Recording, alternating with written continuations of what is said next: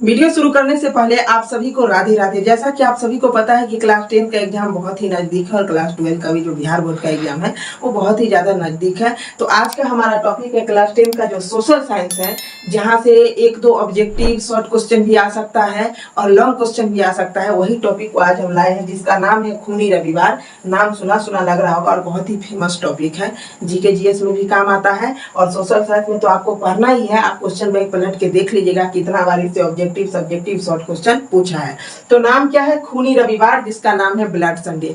आप 2 से 3 मिनट मेरी बात को ध्यान से सुनिए, अभी नहीं लिखिएगा, आपको पूरा एज इट इज याद हो जाएगा कि आखिर खूनी रविवार हुआ क्या था। इतिहास के टॉपिक को पढ़ना अगर है तो उसको समझना जरूरी है। एक कहानी की तरह सुनिए, क्योंकि इतिहास का मतलब ही होता है कि जो बीता हुआ कहानी है उसी को इतिहास कहते हैं। तो आज हम सुनाएंगे आपको कि खूनी रविवार क्या था, एक्चुअल में क्या हुआ था। अब बाकी जहां से क्वेश्चन बनेंगे वो सारे पॉइंट को हम यहाँ पर लिख दिए हैं। अब अगर लॉन्ग क्वेश्चन में आए तो उसको किस तरीके से भाषा में लिखना है उसी बात पर हम चर्चा करेंगे। तो देखिए, सबसे पहला खूनी रविवार जो हुआ था वो रूस में हुआ था।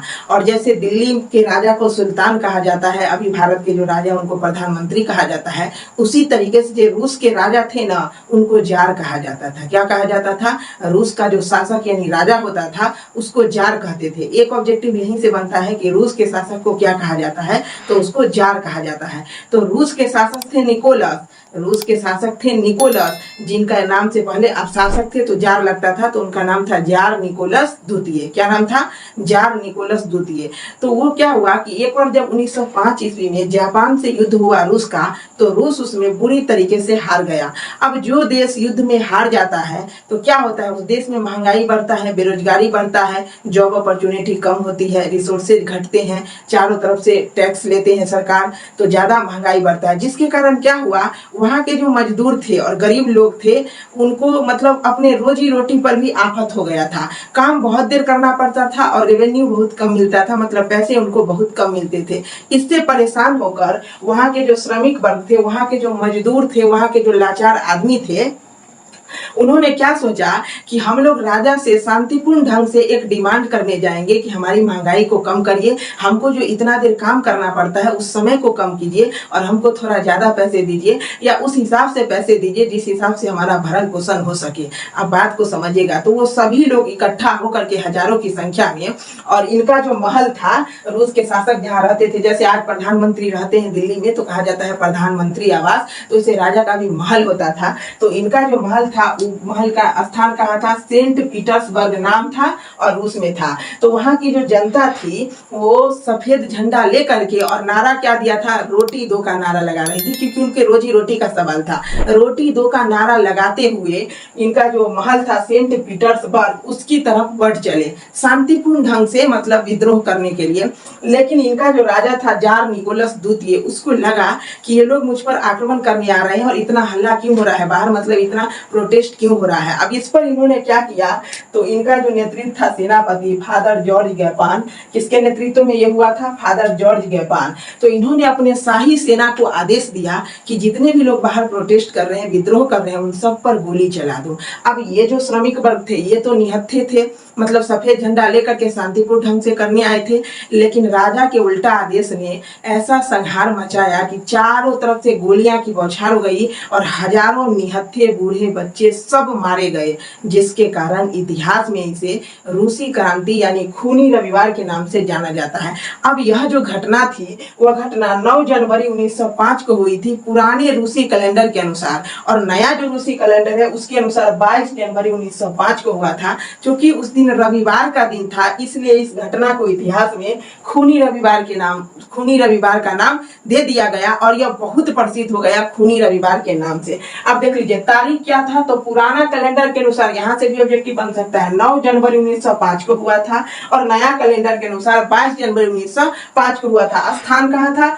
सेंट पीटर्सबर्ग रूस में था। नेतृत्व कौन किया था? सेनापति का, शाही सेना का, क्योंकि बिना सेनापति के आदेश के सेना कोई काम नहीं करता है। तो फादर जॉर्ज गैपान, यहाँ से भी ऑब्जेक्टिव बन सकता है। आखिर जो यह घटना थी या जो रूसी क्रांति थी, इसको महत्व क्यों दिया गया? क्योंकि यहीं से रूसी क्रांति का जन्म हुआ।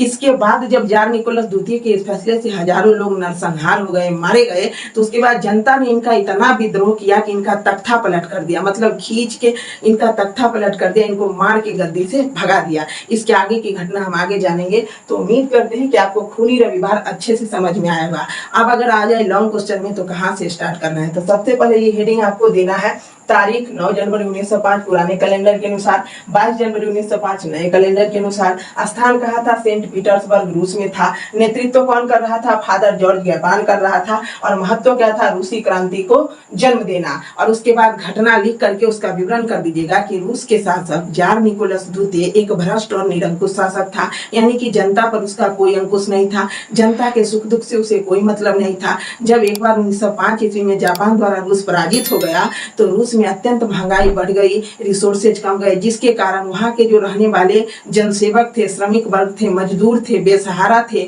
वहाँ की जो पब्लिक थी, उनको बहुत ज्यादा तकलीफ हुआ। हर चीज महंगी होने लगा, कर ज्यादा बढ़ गया, रिसोर्सेज कम गया, जिसके कारण उन्होंने पुराने रूसी कैलेंडर के अनुसार 9 जनवरी 1905 को और नए के अनुसार 22 जनवरी 1905 को एक सफेद झंडा लेकर राजा के महल सेंट पीटर्सबर्ग की तरफ शांतिपूर्ण ढंग से रोटी दो का नारा लगाते हुए अपने अस्तित्व को बचाने के लिए, विद्रोह करने के लिए आगे आई। लेकिन जार निकोलस द्वितीय के एक फैसले के कारण वहां की जो सेना थी, जो जिसका नेतृत्व फादर जॉर्ज गैपान कर रहा था, उसके आदेश पर सेना ने निहत्थे लोगों पर गोलियां चला दी, जिसमें हजारों की संख्या में लोग मारे गए, घायल हुए। चूंकि यह घटना रविवार के दिन हुआ था और एक अजीबोगरीब, एक भयंकर नरसंहार था, इसके लिए इतिहास में इसे खूनी रविवार का नाम दे दिया गया। उम्मीद करते हैं ये टॉपिक आपका क्लियर हो गया है। मिलते हैं अगले वीडियो में।